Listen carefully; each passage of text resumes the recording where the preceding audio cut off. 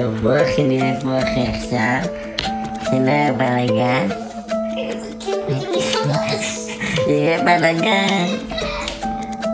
נלך לגן.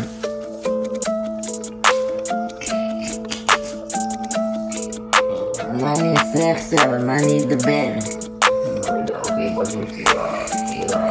מה אני אדבר? 5:00 על השעון אני יוצא לקלוש. לפני שמגיע שמש אני כבר בחלום השביעי, אבל מעל לגל מפליג מעל כולם ולי לא אכפת לחפש את עצמי באיזשהו מקום. עושה כספים מהחנות שקניתי בצפון.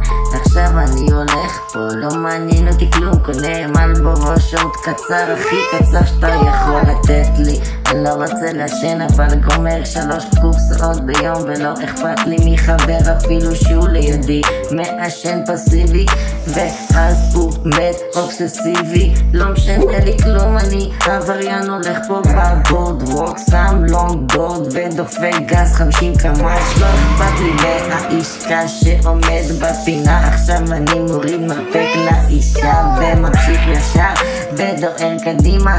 לא אכפת לי, לא תביא לי, לא תביא לי, אני אקח לי אתה חמוד וגם אני, ופה נסיים. עכשיו נתחיל, אבל לפני אני פה אדבר.